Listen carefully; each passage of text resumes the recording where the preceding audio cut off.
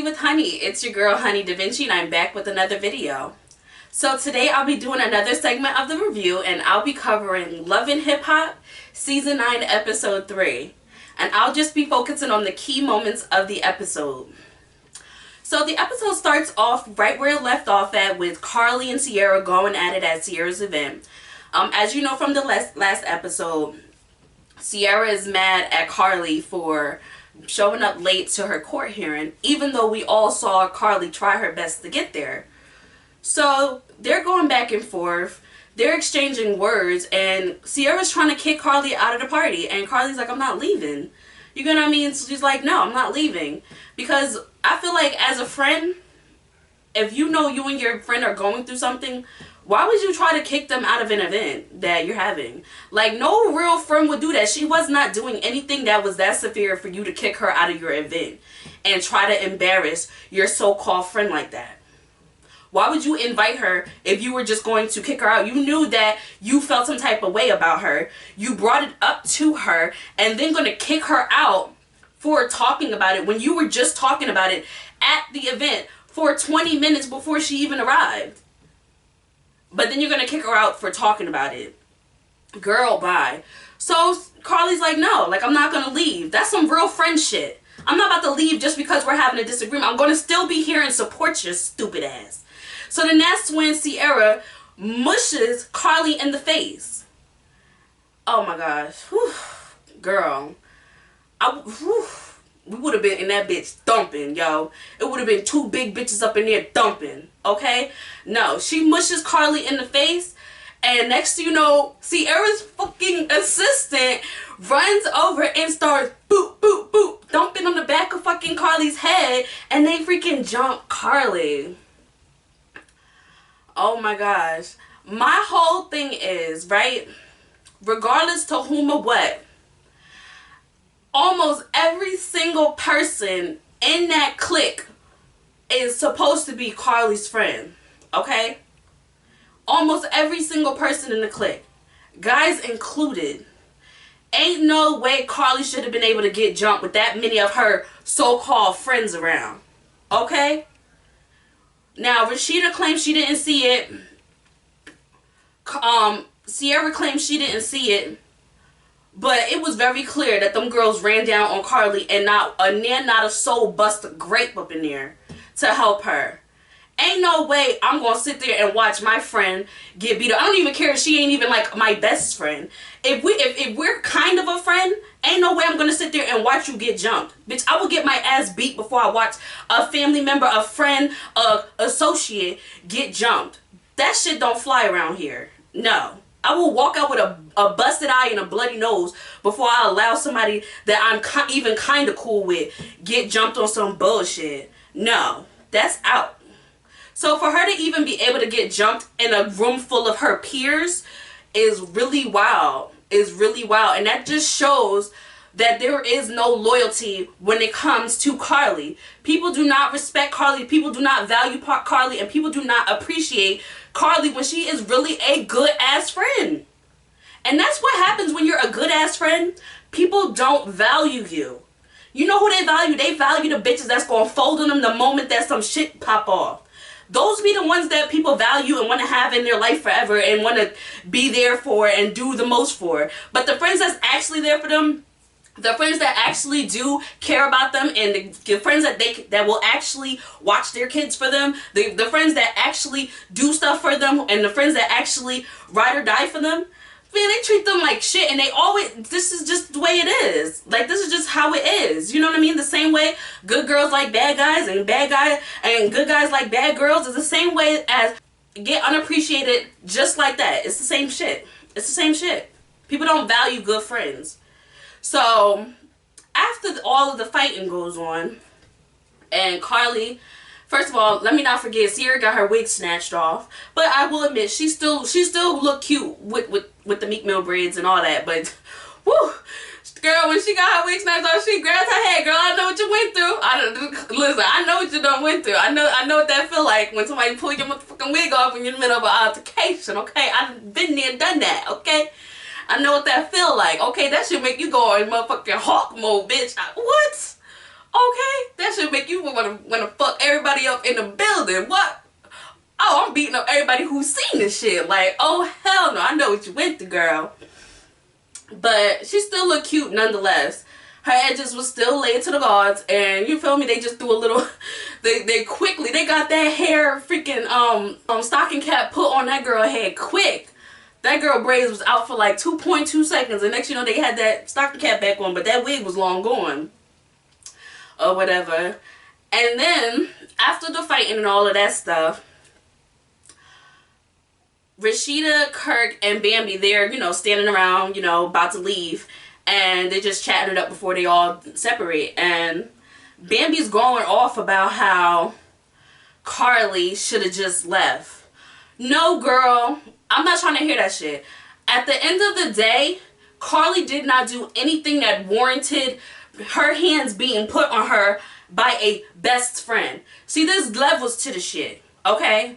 Now, if there was some associate, maybe. You feel me? Because we not really friends like that, and bitch, who do you think you are to tell me you not leaving my event? But a best friend, you don't put your hands on your friends, period. That's where you draw the line at. Ain't no way I'm going to be sitting there fucking with a bitch that's just liable to put their hands on me over any little petty argument. No. Friendships are like relationships. Y'all going to go through shit. Y'all going to have y'all highs and y'all lows. But at no point is it okay for you to put your hands on your friend. That's some fake ass friendship. Okay? And so she was trying to, you know, go around and plant seeds because obviously she's taking Sierra's side as we saw in the last episode. So she's planting seeds in people's head like Karlie's wrong. Karlie should have just left before she dipped off. Then the next time we see them, we see Sierra sitting down with Bambi and we see, you know, Rasheeda sitting down with Karlie. And, you know, Sierra's talking to Bambi about how she's mad at her assistant for putting her hands on, you know, Karlie, because even though they was going through what they was going through, she didn't want nobody jumping in on her beef with her friend at the end of the day. But girl, you set that tone, girl. You set the tone. You did that. You obviously had been running around telling your assistant some shit to make her feel like when shit got hot between you and Karlie that was time for her to ride. You get what I'm saying? Ain't no assistant gonna just be that hot and that heavy over you going through something with your friend unless you had already been chit-chatting, running your mouth like you always do. And that was why I was mad at her on the last episode, because it's like, your friend can't be there for you one time and the first thing you do is go run to the clique and tell the clique how trash your friend is and all these things. No, that's not friendship. That's not friendship. And so we can see basically where Sierra is at with her loyalty to Karlie. It's non-existent, okay? And that's why her assistant was like, girl, let me beat your best friend's ass. Ain't no way, if you really that loyal to your best friend, your assistant would have seen that shit and wouldn't even thought to do that, because it was like, nah, they bond so tight, I would never even put my hands on her. But clearly you made it clear to your assistant that wasn't the case. And that's why your assistant felt comfortable putting her hands on your best friend. Okay? And so anyways, Bambi jumps in, you know, to conversation with Sierra and is like, well, yeah, well, you know Karlie's energy just been off. Girl, obviously Karlie's energy has been off. If you were a friend, Sierra, I'm talking to you, because Sierra was like, yeah, her energy's been off too. So, like, agreeing with Bambi. Sierra, if you were a friend to Karlie, like you want Karlie to be to you, you would know why her energy has been off. Karlie's energy has been off because she just got out of a relationship where I believe Mo was probably whooping her ass. She's going through a divorce right now, and she just had niggas pull guns out on her. So obviously her energy is going to be off. But you wouldn't know that because you were never a friend to begin with. You two, like Karlie said, you too busy with your shit going on that you can't be there for her. But for some reason, you want to run around and bitch and moan to everybody, Nancy and Sally, telling Nancy and Sally your sob stories about how Karlie's not a good friend to you and how Karlie's not there for you. But you don't even know what your friend is going through. And that's exactly the problem with friendships a lot of the time. People so worried about themselves, and yes, I'm saying it again, that they don't take care of nobody else but want everybody to take care of them. They don't look out for nobody else but want everybody to look out for them. No, that's not friendship.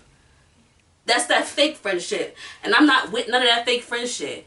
And Bambi, you was never Karlie friends to begin with, so for you to be talking about her energies, you wouldn't know her well enough to know her energy. You a fly-by friend. You a friend of a friend. You don't know her like that to question her energy. Okay? And now when, you know, Karlie's talking to Rasheeda, Karlie's letting Rasheeda know that she got jumped. Like, this wasn't a situation of, you know, her and Sierra going back and forth. People was hitting her from behind. And so, you know, they zoomed in on that part and showed us the assistant, you know, punching on Karlie in the back of her head. And Rasheeda's like, I didn't know you was getting jumped. I didn't see that. Which is very convenient, Rasheeda, because you were right there. But okay, we'll act like you didn't see anything. We'll act like you didn't know what was going on. Okay? Because they was knocking that girl on the back of her head for a good minute there. And for nobody to see nothing is wild. Okay? It's wild. It's very wild. Because just when I think about myself, I think about my instincts and the fact that if somebody was to be, if it's a fight going on and I'm not the actual person fighting, because I know when you in a fight you got tunnel vision. You like you don't sometimes you don't even know you're getting hit until after the fact by other people. If somebody jump in, you won't know until after the fact, like, oh shit, I got jumped. Like, you know what I mean? Like, somebody might have to tell you got jumped because you too busy whooping on the person that you fighting. But Rasheeda, you was not fighting, so for you not to see a bunch of people running over, like, well, you know, or then again, maybe she's just used to the security guards. Maybe she thought it was the security guards. I don't know. But I just think it's very convenient that Rasheeda was right there and didn't see Karlie getting punched on in the back of her head for a whole 10 seconds, which is a long time in a fight. But anyway, so she's letting, you know, Rasheeda know that she might be pressing charges because, bitch, karma is a bitch, okay? And I might be pressing charges knowing your ass got a pending case or whatever. But she didn't say she was, but she also didn't say she wasn't. You know what I mean? And would I have pressed charges on her? I probably wouldn't have. Most likely wouldn't have, because I've never called the cops before on anyone in my life, so I don't even know the process, and I wouldn't even want the headache of even going through the process, so I wouldn't have. But me and her would have had to do something. We would have had to do something whenever we saw each other in person again. We would have had to do something, because ain't no way I'm getting my ass jumped. Bitch, I'm fighting you when I catch you, and I'm fighting your motherfucking assistant when I catch her. Bitch, we're gonna have to square up, because ain't no way I'm getting jumped at any function and motherfuckers just walking away peaches and cream. Friends or not. Then, the next time we see Karlie and Sierra was when they met up at church.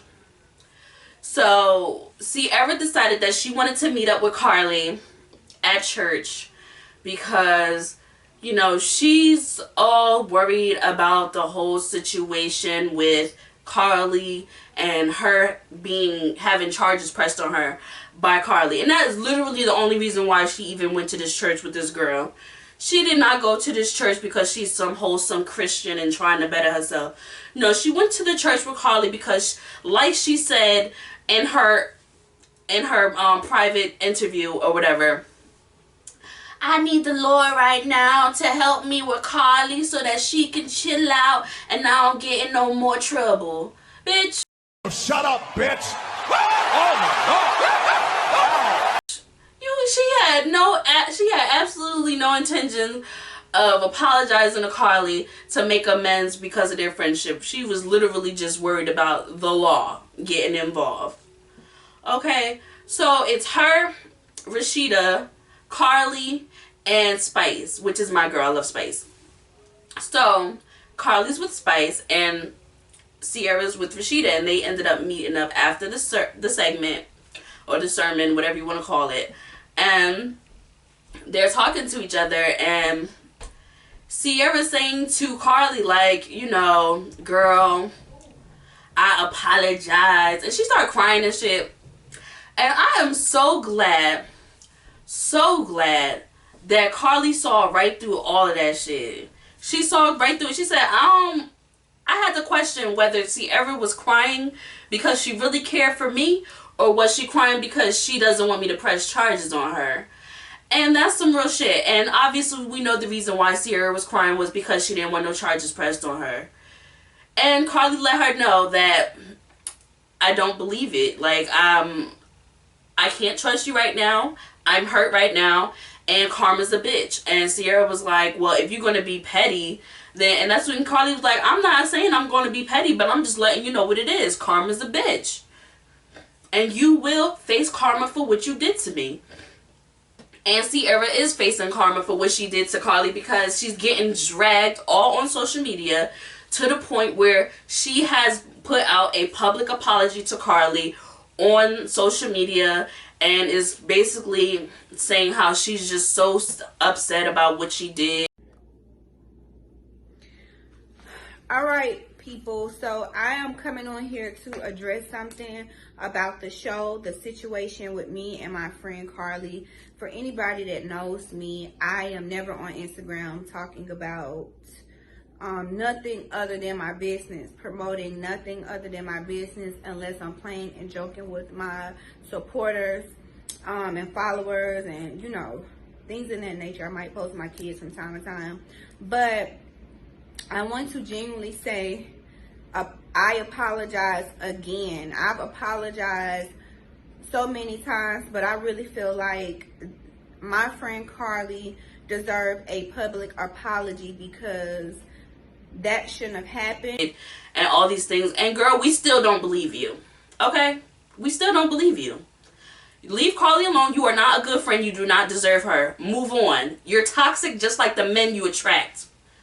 That's why you attract those type of men like Shooter and BK, because you're toxic. Okay? And just like they treat you like shit, and you like having them around, that toxic relationship around, and you keep running back to dudes who's doing you dirty, it's the same way you did Karlie dirty. And now you want to come in and out her life like that. No, girl. Move on about your business. Let Karlie go. You don't deserve her. You crossed her. You went to a point of no return. Now leave her alone. Leave that girl alone. Okay? Now, the scene cuts over to Scrappy's birthday party. And Mama D is throwing Scrappy a surprise birthday party. I thought that was really sweet, because no one's ever thrown me a surprise party before, and I've always wanted one. So it was just nice. I always love seeing people have surprise parties or whatever. So Mama D has everyone and their mama at the surprise party. And so she spills the tea to Rasheeda and Kirk that Shirley, which is Rasheeda's mom, has let her know that she wanted to open her own boutique, but Kirk wasn't having it and was telling her that it's a conflict of interest, and that basically she couldn't work at Press anymore and open her own boutique. She would have to pretty much either work at Press and not open her own boutique, or go open her own boutique and can't work at Press. And I felt like that was foul as hell. Like, how are you going to do that to your mother-in-law? Like, y'all should support each other. The same way you're putting your kids on to your restaurant and you have them working in their restaurant, would you tell your kid if they wanted to go out and branch out and open their own restaurant that they wouldn't be able to work at your restaurant anymore? Like, I just don't see how that's okay. But Kirk goes on to say how basically Shirley was selling her own shit out of Press. So that makes it understandable. Because I was about to drag Kirk for a minute, like, I was like, this nigga is a bum. But then I was like, oh, okay, so if she's selling clothes out of Press, that's different. You know what I mean? I feel like Miss Shirley and Kirk have some underlying beef with each other. I feel like Kirk just straight up never forgave Miss Shirley for running over his motorcycle that one time. And so, like, I just feel like the whole situation with Kirk cheating on Rasheeda, and, you know, Rasheeda being pregnant and Kirk asking Rasheeda for the DNA test and all that, I feel like that really put a strain on Kirk and Shirley's relationship to where they just bump heads and it's not repairable. So, after Kirk and, Rasheeda find out the news about Shirley, it cuts on over to, everybody's partying. So that's when young Jock comes up to Scrappy. He's like, hey, yo, your mom over there drinking. Because as we know, Mama D just had surgery, her 4th surgery for drinking. She had a kidney infection and she had kidney stones that she had to get removed. So that was her 4th surgery that she had, and now she's on this path of sobriety. And I must say, it's really nice to see Mama D sober. Yo, Mama D, so I don't know if anyone else noticed this but me, but Mama D sober is like a totally different person. And I didn't know that she was all kooky and crazy like that because of drinking. But wow, like, she talks much more clear. Like, she's less animated when she's sober. And I really noticed that on this episode. So, Scrap goes over to his mom. Like, first of all, it wasn't even just Scrap. It was like Scrap, Kirk, Jock, and like some other dude that I don't even know who his name was. They all like surrounded Mama D and was like, what you drinking? Like, they was like, and she just started yelling at them like, it's Coke, it's cola, it's cola. Like, it's not liquor or whatever. And everybody's just having a hard time trusting Mama D.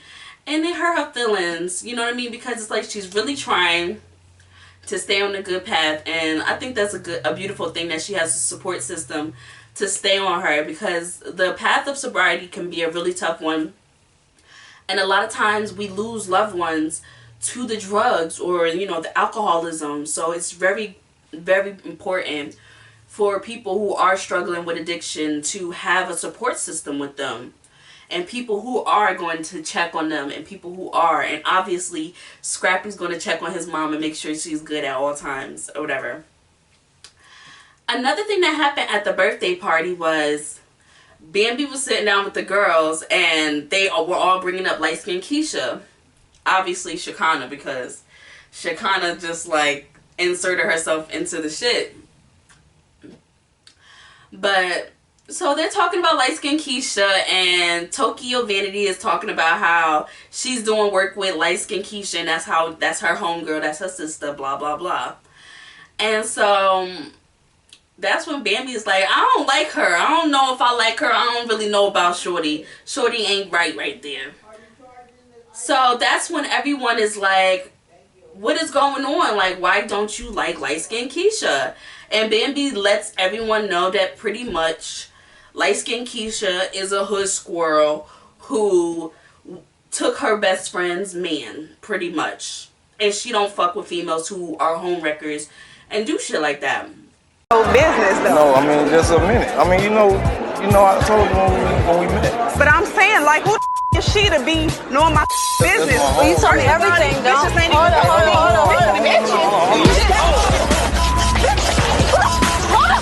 So after that, it cuts over to Shekinah having a sit down with light-skinned Kiesha, Jock, and light-skinned Keisha's boyfriend, who I can't remember his name for the god of me. So I'm not even going to attempt to try to remember his name. But anyway, so after that, they're all meeting up at Jock's new club that he is, preparing to have his grand opening. And he basically just brought them there because he wanted them to see his new, club.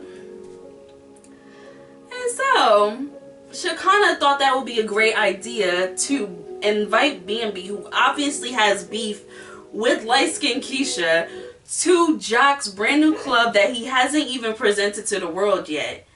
So Jock's like, girl, what is you doing? But Shekinah wanted them to clear the air because she likes light-skinned Kiesha, and she wants them to like be friends so that she can bring basically light-skinned Kiesha into the clique. You know what I mean? And obviously, you know how Love and Hip Hop works. Like, if you don't fit in the clique, you will probably just fall off the show. And you might get a clip here and there if you're beefing with someone. But once that beef is over, you're out. If you're not in the inner circle, you're not going to get invited to events. Unless it's to, like, start drama with whoever you have beef with. But eventually, anyone who's not in the circle ends up getting left off the show eventually. Like, maybe 2-3 seasons after they're on the show, they get dropped off. So Shekinah's trying to basically move her in And the only way she's really going to be able to do that is to make amends with Bambi, because, you know, Bambi ain't going nowhere. Bambi is in a relationship with Scrappy, who is basically related to Rasheeda and them. You get what I mean? So, you already know. She's not going nowhere, so she's just trying to make it right. And Bambi comes there, like, girl, I don't want to know you, and but girl, bye, you a hoe, you's the home wrecker, boom, boom, boom. So, light-skinned Kiesha's like, girl, this my man, da da da da da. I don't care about nothing that she has going on, that her friend had going on with him. This is my man. And I don't respect females like that. Like, listen, I'm not a judgmental person. If you want to take people's men, then take people's men. I'm not going to judge you. That's your life. You got your reasons. But why disrespect the female, though? Like, she's sitting on there, like, talking about how Bambi, like, rule number 1, you're not supposed to go after the female. And then sits there and talks about, well, oh, yeah, this my man. I don't, if she can't keep a man. Girl, in that same breath, you're contradicting yourself because you're going after the female. After you take someone's man, you do not have to disrespect them. You do not have to sit there and clown them because you took their busted ass man who clearly doesn't understand loyalty or, you know, commitment. So, I didn't respect that. I would have rather her just been on some shit like, this my man, he ain't going nowhere, than to be on some shit like, well, your friend can't keep a man, it's not my problem, that this and that. Because the girl didn't. What did she do to you? You took her man, so why are you talking about her like she did something to you? Or whatever. So they go back and forth and they exchange insults to each other. Bambi talks about how light-skinned Kiesha's bob is so stiff, that shit don't move. And then the petty... the shady ass cameraman zooms in on her fucking bob and that shit's not moving. And then, you know, light-skinned Kiesha's talking about Bambi's teeth that have... them things done got big. Yes, they have. So they was cutting each other up like that. Overall, I think this was a great episode. I enjoyed the episode. I look forward to the next episode. It's really picking up. Because like I said on the first episode, I felt like Love and Hip Hop Atlanta was pretty stale. And I felt like it was like bottoming out compared to Love and Hip Hop New York and Love and Hip Hop Miami and even Love and Hip Hop Hollywood. But I feel like it's picking up the momentum. I'm interested. I want to see what's going to happen next. You know what I mean? And, you know, don't forget to like, subscribe, hit that notification bell so that you can stay up to date on all of my videos. I love you guys so much. Thank you for all of the support. Have a wonderful day. See you on the next video. Bye.